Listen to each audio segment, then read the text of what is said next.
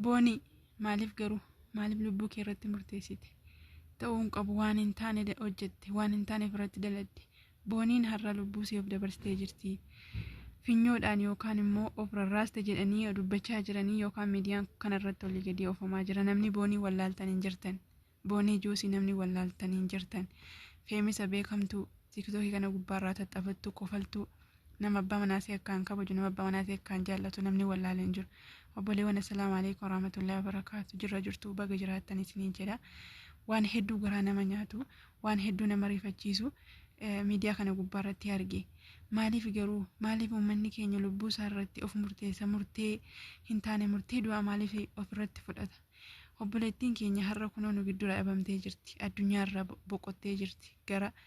akiraa yookaan immoo gara biyya lafaa gadhiisanii gara akiraa deemtee jirti jechuudha obbooni waan akka taate isiif rabbitu beeka jechuudha rakkoo isiif rabbitu beeka warri na jibbitanis warri na jaallattanis warri na isin mufachiises dhiifama naa godha guyyaan irraa guyyaa xumuraati guyyaan irraa kun guyyaa boqonnaa kooti jettee yeroo isin ergaa dabarfattee guyyaa har'aa jechuudha osoo lubbuu isheen dabarsin dura ergaa ishee dabarfattee namni miidiyaa kanarra oofaa jira jechuudha wallaahi ani gaafan dhaga'u hedduu tokko rifadhe wallaahi nan rifadhe obboleewwan kiyya ankijibaa wallaahi isiniin jedhu hedduu tokko rifadhe maaliif jennaan mucattii kana anasumarratti beekaa akkuma isin beektanii akkuma isin miidiyaa gubbaatti beektanii ni kofaltee ni taphatti jireenya ishee keessatti siidhaa kolfisiidhaa taphatu arga jechuudha guyyaa har'aa garuu maaliif akka du'a ofirratti murteessite yookaan tarkaanfii du'a ofirratti fudhatte namaaf hin galu jechuudha booniin yeroo ammaa reeffi isee hospitaala seenee jira jechaa jiran laayivii gubbaatti ilaalee yeroo namni bobboo gaafan ilaalu ani ilaaluu dadhabee laayivii keessaa ba'e jechuudha mubee jalatti arge mubee jalatti warri achi isee bira jiru namni bobboo yeroon dhaga'u ilaaluu dadhabee keessaa ba'e dhugaadhama wanti kun jedhee yeroon fiigee tiktookii dhufu nama hunda tolee gadi oofaa jira waan sana yuutuubii gubbaatti hin arge ani tiktookii yuu seenee hin agarre jechuudha garuu maaliif obboleewwan kiyya maaliif barumsa isiniif hin ta'u akka duniyaan kunii yookaan immoo duutii kunii duniyaa kana gubbaarraa gaafa deema waan naqanii galan miti bakki kun jechuudha deebi'ees immoo maaliif rabbi biratti maaliif rabbi biraa waa dhabna namni lubbuu isaa ofiin of baase nama ofirratti murteesse of baase maaliif garuu lubbuu ofiif dabarsuun maaliif ofirratti murteessuun maaliif dhufe jechuudha maaliif murtee du'aa ofirratti fudhachuun maaliif barbaachise waan fedhe yoo ta'u waan fedhe taatu ni jiraatta jireenya jibbee akka hojjettutti yookaan immoo akka yaaddutti jiraachuu hin dandeessu guyyaanarraa guyyaa boqonnaa kootii jette du'anii boqochuun achi immoo waan jiru namni beeku rabbi tokkicha qofatu beeka jechuudha boqonnaa jettanii obboleewwan nam boqodha yookaan immoo aaran galfadha jettanii lubbuu keessaniin dabarsinaa waan achi jiru immoo rabbi tokkicha qofatu beeka waan nu eeggataa jiru waan achi nu eeggataa jiru rabbi tokkicha qofatu beeka waan ta'eef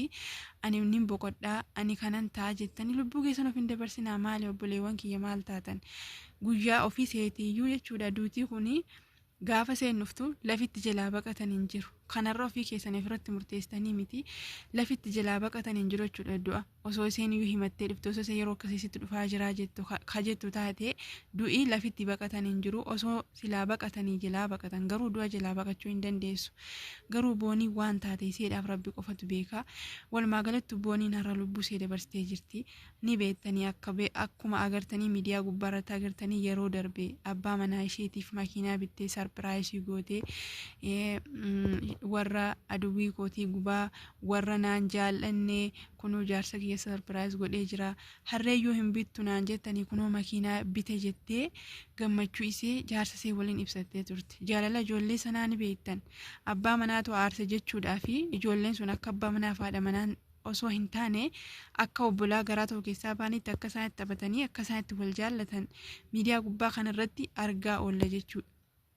namni tokko yookaan abbaa manaa taarsee yookaan jireenyatu itti badee yookaan immoo waa tokko jechuu danda'a. Jireenya itti badu si tolus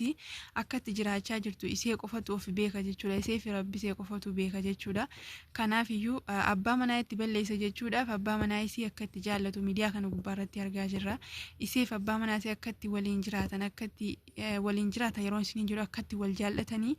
argaa jirra miidiyaa kana gubbaatti jechuudha. Garuu waan du'a ofirratti murteessitee bisee qofatu beekaa maal akka ta'e hin beeknu. Abdii Geetaachoo jalatti illee argeen ture waan jedhee kunoo booniin har'a